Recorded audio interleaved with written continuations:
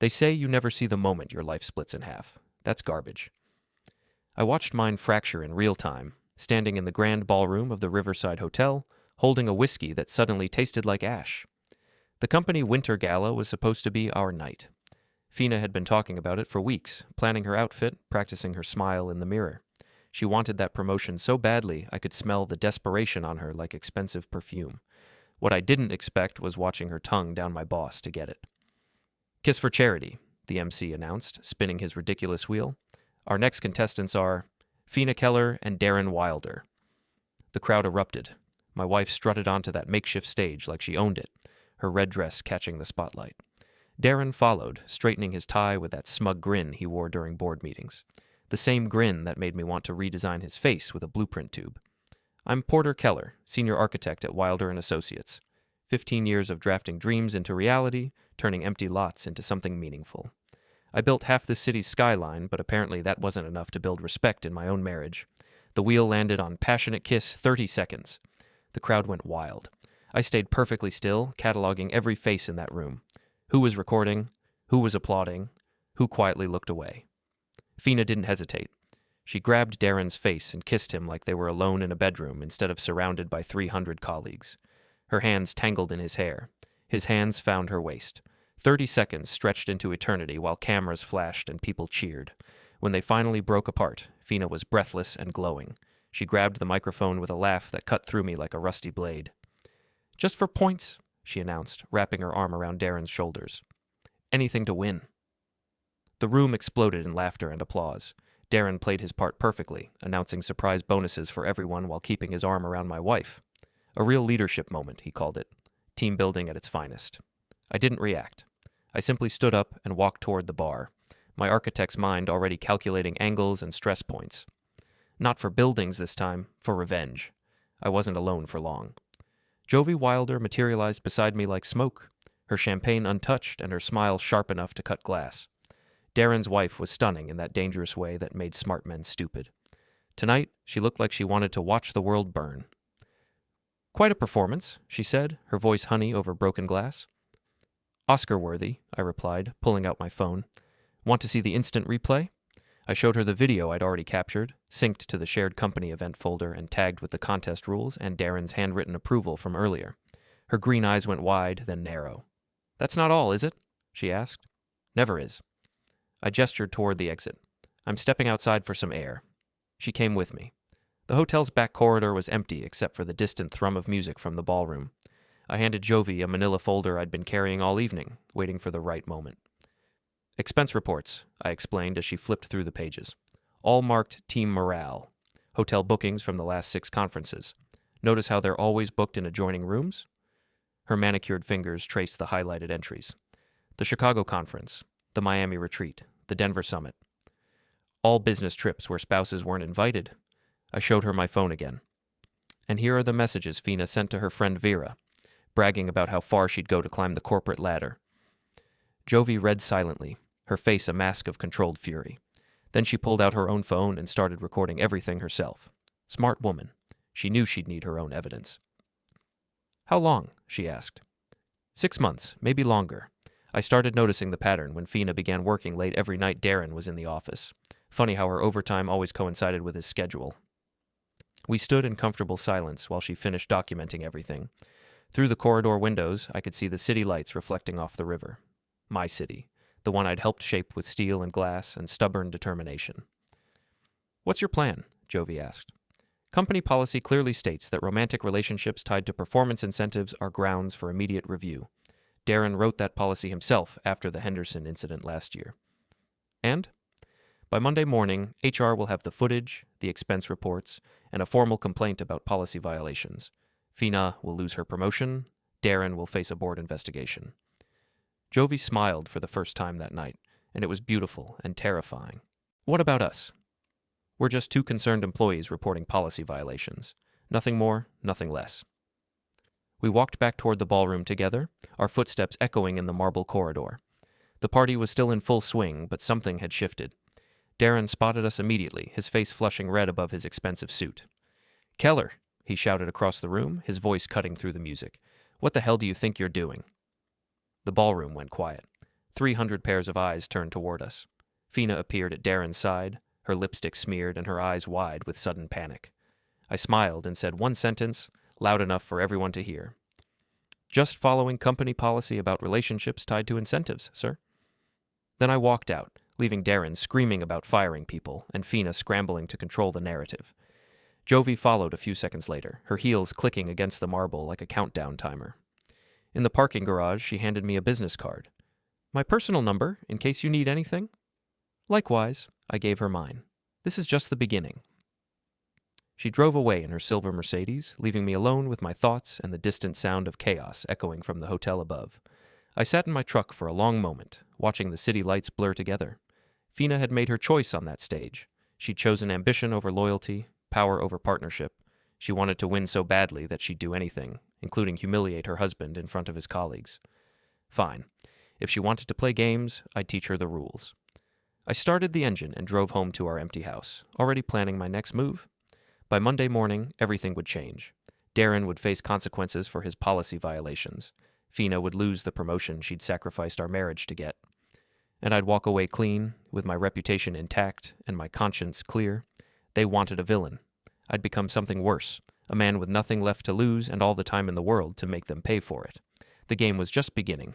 Monday morning arrived with the subtlety of a wrecking ball. I sat in my office on the 14th floor, watching the city wake up through floor-to-ceiling windows while my computer hummed quietly in the background.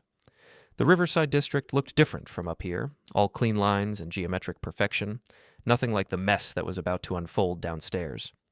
My phone buzzed at exactly 9:15. Fina's name flashed on the screen. "Porter, we need to talk." Her voice was tight, controlled, the same tone she used when reviewing contracts. "About what?" "Don't play stupid. Someone sent footage from Saturday night to the entire board of directors, along with expense reports and hotel records."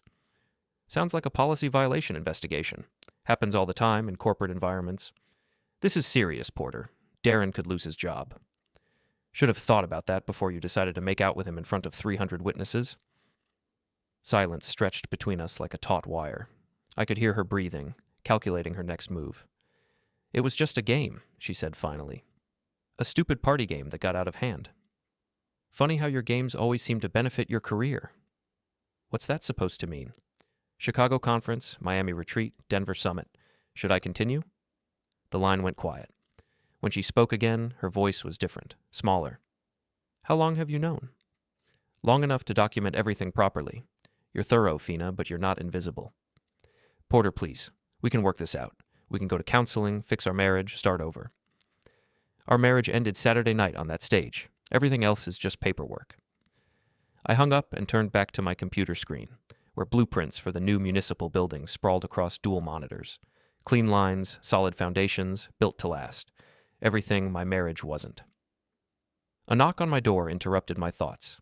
Margaret Rollins, the HR director, stood in the doorway with a manila folder and the expression of someone about to perform surgery. "Porter, do you have a few minutes?" "Of course. Come in." Margaret was 60-something with silver hair and steel nerves. She'd survived 3 corporate restructures and 2 hostile takeover attempts. Nothing rattled her, which made her perfect for situations like this. "I assume you know why I'm here," she said, settling into the chair across from my desk. "I submitted a formal complaint this morning about policy violations. I assume you're following up. The footage from Saturday night is quite clear, as are the expense reports and hotel records you provided. I thought the board should be aware of potential policy violations, especially given the promotion decisions pending this quarter." Margaret opened her folder and spread several documents across my desk. "These are serious allegations, Porter. If proven, they could result in termination for both parties involved." "I understand. I'm simply reporting what I observed and documented." "And your relationship with Mrs. Wilder?" "Jovie and I are acquaintances. We've spoken at company events, nothing more." "She corroborated your account and provided additional documentation, including photographs from previous company retreats that show a pattern of inappropriate behavior." I kept my expression neutral, but inside I was smiling. Jovie had been busy over the weekend. "I'm not surprised. Others have noticed the same patterns I documented." Margaret gathered her papers and stood up. "The board will be conducting a full investigation. Until it's complete, Mr. Wilder has been placed on administrative leave. Mrs. Kellor's promotion has been suspended pending review." "I understand." "Porter?" She paused at the door. This could get messy. Are you prepared for that? I'm an architect, Margaret. I'm used to dealing with structural problems before they cause catastrophic failure. She nodded and left, closing the door behind her. I turned back to my blueprints, but my mind was already calculating the next phase of my plan. Fina would counterattack. She always did when cornered. The question was how and when. I didn't have to wait long. By Tuesday morning, rumors were circulating through the office like wildfire. Porter Kellor was unstable. He'd made threats against management. He was having an affair with the boss's wife. The whispers followed me through the corridors, but I ignored them. I'd expected this. What I hadn't expected was Eli Richardson. Eli was a junior architect, fresh out of graduate school with expensive clothes and cheaper ambitions. He'd been angling for my position since the day he arrived, always volunteering for high-profile projects and staying late to impress the partners. "Rough week, Porter," he said, appearing at my office door like a bad omen. "Nothing I can't handle." "Word is you're under investigation, too. Something about inappropriate relationships with clients." "Word from who?" "Around the office. People are talking." Before we dive deeper into this story, I have one small request. Please subscribe, drop a like, comment, and hit that hype button to boost this channel so more people can discover these incredible Reddit stories. I leaned back in my chair, studying his face. Eli had the nervous energy of someone carrying messages for other people. "Let me guess. Fina suggested you stop by to check on my mental state." His expression flickered. "I don't know what you mean." "Sure you don't. Tell her I said hello." Eli retreated, but I knew he'd be back. Fina was building her counterattack, using junior staff to spread rumors and gather intelligence. Classic corporate warfare, but she was playing against someone who'd been in this business longer than she'd been out of law school. I picked up my phone and called Lenny Bragg. Lenny was an old friend from my boxing days, back when I thought I could solve problems with my fists instead of my brain. He'd become a private investigator after washing out of the police academy, specializing in corporate investigations and divorce cases. Perfect for my needs. "Porter Kellor," his gravelly voice came through the speaker. "Haven't heard from you in months. I need a favor, Lenny. Professional consultation." "What kind of consultation?" "The kind that involves background checks and surveillance. I'll pay your usual rate." "Sounds interesting. When do we meet?" "Tonight. Murphy's Bar on Riverside, 7 o'clock. "I'll be there." Murphy's was the kind of place where architects went to forget about building codes, and private investigators went to forget about the cases that kept them awake at night. Dark wood, dim lights, and bartenders who minded their own business. Lenny was already waiting when I arrived, nursing a whiskey and reading a newspaper like it was 1985. He looked exactly the same as he had 15 years ago. Stocky build, graying hair, and eyes that missed nothing. "You look terrible," he said by way of greeting. "Thanks. You look like you've been living in your car." "Some things never change." He folded his newspaper and gestured for me to sit. "Tell me about your problem." I laid out the entire situation: Fina's affair, Darren's abuse of power, the company party incident, and the investigation that followed. Lenny listened without interrupting, occasionally nodding or asking clarifying questions. "So, you want me to investigate your wife and her lover," he said when I finished. "I want you to investigate their associates, friends, family, business contacts, anyone who might be helping them build a case against me." "You think they're planning something?" "I know they are. Fina doesn't take losses well, and Darren has too much to lose to go down quietly." Lenny finished his whiskey and signaled for another. "What's your endgame here, Porter? You've already won. They're under investigation, their careers are in jeopardy, and you come out looking like the wronged husband. That's not enough." "What is enough?" I thought about Saturday night, watching Fina kiss another man while 300 people cheered. I thought about 6 months of lies and late nights and expense reports marked team morale. I want them to understand what they've lost. Really understand it. Lenny studied my face in the dim light. "Revenge is a dangerous business, Porter. It changes people." "I'm already changed," he nodded slowly. "All right, I'll take the case. But we do this clean and legal. No shortcuts, no gray areas." "Understood." We shook hands, and I felt something shift inside me. The game was expanding beyond corporate policy violations and HR investigations. It was becoming something bigger, more personal, more permanent. Walking back to my truck, I noticed a familiar car parked across the street. Jovie's silver Mercedes, windows tinted dark. She rolled down the passenger window as I approached. "Interesting choice of venue," she said. "You following me now?" I was in the neighborhood. "Mind if I join you for a drink?" I glanced back at Murphy's, then at her. "Why not?" She parked and followed me back inside, drawing stares from the regulars. Jovie Wilder didn't belong in a place like Murphy's, but she carried herself like she owned it anyway. "Friend of yours?" Lenny asked when we reached the table. "Jovie Wilder, Lenny Bragg." They shook hands, sizing each other up like chess players before a match. "Mrs. Wilder provided corroborating evidence for the investigation," I explained. "Smart woman," Lenny said. "You'll need allies for what's coming." Jovie ordered wine and leaned forward, her green eyes intense. "What is coming?" "Escalation," I replied. "Fina and Darren won't accept defeat quietly. They'll fight back, probably dirty." How dirty?" Lenny answered. "Character assassination, false accusations, maybe legal threats. Standard playbook for people with everything to lose." "And our response?" I smiled, feeling something cold and calculating settle in my chest. We give them exactly what they deserve. The three of us spent the next hour planning our counteroffensive. Lenny would investigate Fina's family connections and Darren's business associates.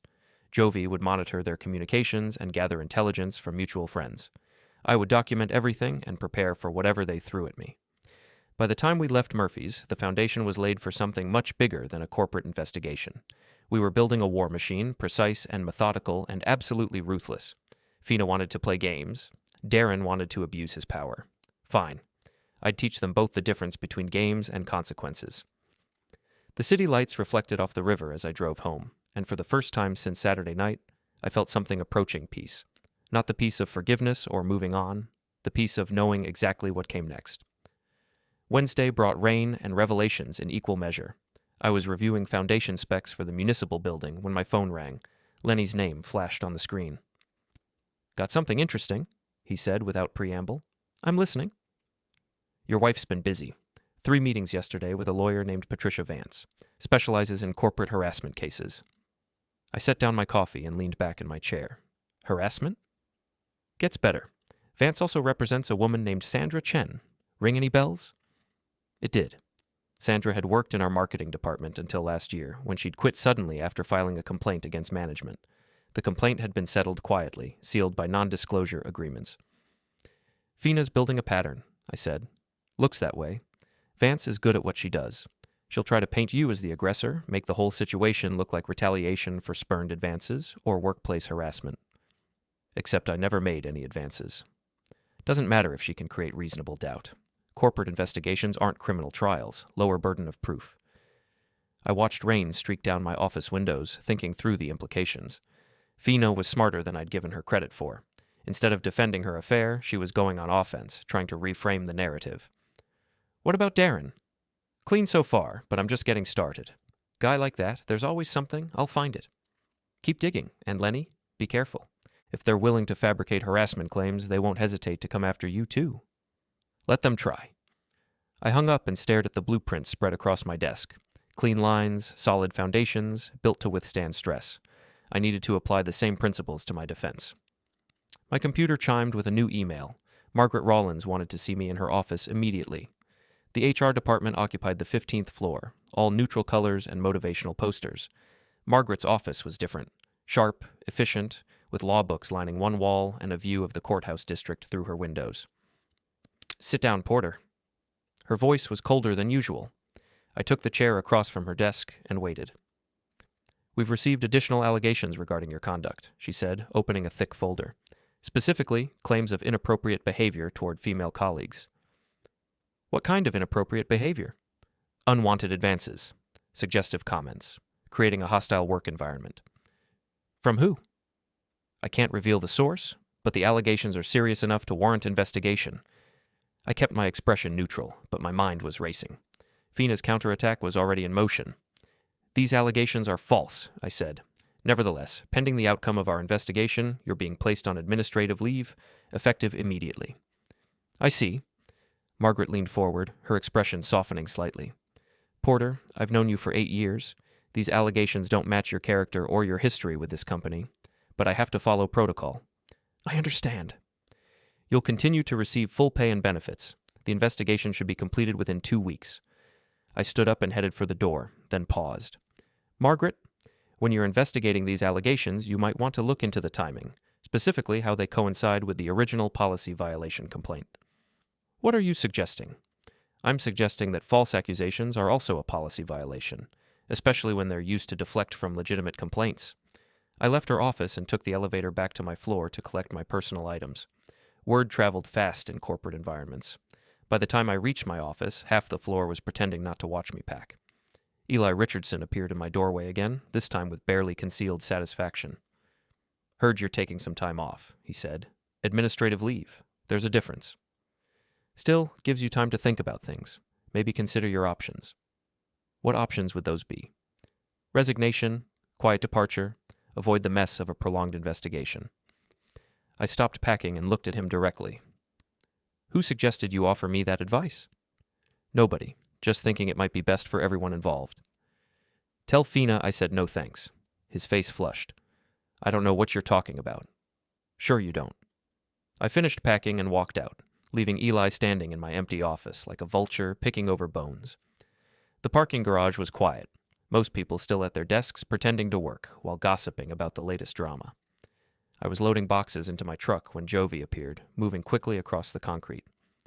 "I heard what happened," she said. "News travels fast." "This is Fina's work. She's trying to destroy your credibility before the investigation concludes." "I figured. Question is, what are you going to do about it?" Jovie smiled, and there was something predatory in it. "Darren made a mistake. He thinks I'm the dutiful wife, sitting at home while he destroys his career. He doesn't know I've been documenting his behavior for months." "What kind of documentation?" "Phone records, email logs, financial statements showing expense account abuse, and something else." She pulled out her phone and showed me a video file. The timestamp showed last night, around 11 p.m. The location appeared to be Darren's home office. "Hidden camera?" I asked. "Security system, motion activated. Darren doesn't know I have access to the feeds." The video showed Darren on the phone, pacing behind his desk. The audio was clear enough to make out most of his conversation. "Don't care what it costs," he was saying. "I want Kellor destroyed. Reputation, career, everything. Make it look like he's been harassing women for years." I looked up at Jovie. "This is admissible?" "In a divorce proceeding, yes. In a corporate investigation, probably. Especially if it shows conspiracy to file false reports." "You're filing for divorce?" "Tomorrow morning, along with copies of this recording to the board of directors and the district attorney's office." We stood in comfortable silence for a moment, rain drumming on the garage roof above us. "Why are you helping me?" I asked. "Because Darren destroyed our marriage years ago. I just didn't have proof until now." "And after this is over?" "After this is over, I'll be free. Financially secure, but free." She handed me a business card with her personal cell number written on the back. "Call me tonight. We need to coordinate our next moves." I watched her walk back to the elevator, her heels echoing in the empty garage. Jovie Wilder was more dangerous than I'd initially thought. She'd been playing a longer game than any of us realized. That evening, I sat in my home office reviewing everything Lenny had gathered. Financial records, phone logs, witness statements from former employees. The picture emerging wasn't pretty. Darren had a pattern of inappropriate relationships with subordinates, always carefully managed to avoid formal complaints. Fina wasn't his first affair. She was just the most recent in a series of transactions disguised as romance. My phone buzzed. Text message from Jovie. "Meet me at the Riverside Country Club. Back entrance, 1 hour." The country club was where Darren and Fina had celebrated her expected promotion just 2 weeks ago. Now it felt like visiting a crime scene. Jovie was waiting in the parking lot, engine running. She gestured for me to get in. "Drive," she said as soon as I closed the door. "Where are we going?" "Darren's house. He's at his lawyer's office until 10 p.m. I want to show you something." We drove through the wealthy Hillcrest district, past mansions with manicured lawns and 3-car garages. Darren's house was a modern monstrosity of glass and steel, all sharp angles and expensive materials. Jovie parked in the circular driveway and led me through the front door. The interior was exactly what I'd expected. Minimalist furniture, abstract art, and no warmth anywhere. "His office is upstairs," she said. Darren's home office was a shrine to his own ego. Awards, photographs with politicians and celebrities, and a massive desk that probably cost more than most people's cars. "Look at this," Jovie said, opening the desk's bottom drawer. Inside were dozens of photographs, all featuring Darren with different women at various company events. The photos were organized chronologically, going back at least 5 years. "He keeps trophies," I said. "Gets worse." She showed me a leather portfolio containing what appeared to be performance reviews and personal information about female employees, notes about their ambitions, their vulnerabilities, their relationship status. "He's been hunting," I said. "Systematically. Fina wasn't seduced. She was selected." I photographed everything with my phone while Jovie kept watch. The evidence was damning, a clear pattern of predatory behavior disguised as mentorship and career advancement. "Why didn't you expose this before?" I asked. "I needed leverage. Divorce from someone like Darren requires ammunition." We finished documenting everything and left the house exactly as we'd found it. Driving back to the country club, I felt something shifting in my chest. This wasn't just about revenge anymore. It was about justice. "What happens next?" Jovie asked as I got out of her car. "Next, we give them exactly what they deserve." "And what's that?" I smiled, feeling cold and certain. "The truth. All of it. In the most public way possible." The rain had stopped, and the city lights reflected off wet pavement like scattered diamonds. Tomorrow would bring new challenges, new attacks, new attempts to destroy my reputation and career. But tonight, I had everything I needed to fight back, and I was just getting started. The next morning, the truth detonated. It didn't come as a dramatic courtroom scene or a screaming match in a boardroom. It came quietly through inboxes, compliance portals, and legal channels that Darren had always believed were under his control. By noon, the board had received everything. Not excerpts, not hints, everything. The recordings of Darren ordering my destruction, the catalog of women he'd mentored, the expense trails, the photographs, the pattern. By 2 p.m., the investigation expanded beyond HR. External counsel was brought in. By 4, Darren's access badge stopped working. Fina called me exactly once. She didn't scream this time. She didn't negotiate. She cried. "They're saying I manipulated my own promotion," she whispered. "They're saying I was complicit." "You were," I said calmly. "I was trying to secure our future." "You burned it to buy leverage." Silence. "They're offering me a separation agreement," she said. "No promotion, no bonus. Transfer to a satellite office or resignation." "And?" I asked. "And Darren filed for emergency leave. His lawyer says criminal exposure is possible." I let that sit. "You should get your own lawyer," I said. "This conversation is over." She didn't argue. She just hung up. By Friday, the office rumors reversed direction. The whispers followed different names now. People stopped avoiding my eyes. Some nodded. A few apologized without saying the word sorry. Margaret Rollins called me back in. "The harassment allegations were fabricated," she said bluntly. "We confirmed coordination between your wife and outside counsel. Your leave is terminated, fully reinstated." "And Wilder?" I asked. She closed the folder. Darren Wilder resigned effective immediately. The board accepted. I walked out of HR lighter than I'd felt in weeks. That night, I met Jovie one last time, at a quiet restaurant overlooking the river. No plotting, no strategy, just 2 people finally exhaling. "I signed my divorce papers this morning," she said. "He doesn't get to fight it." "Good," I replied. She smiled. Not sharp this time, just real. "You know," she said, "for a man who hates games, you played this one perfectly." "I didn't play," I said. "I documented." We finished our drinks. When we stood, she kissed my cheek. Soft, deliberate, and final. "Take care, Porter." "You too, Jovie." I drove home alone. The house was quiet. Fina's things were already half packed. I didn't stop her. I didn't watch.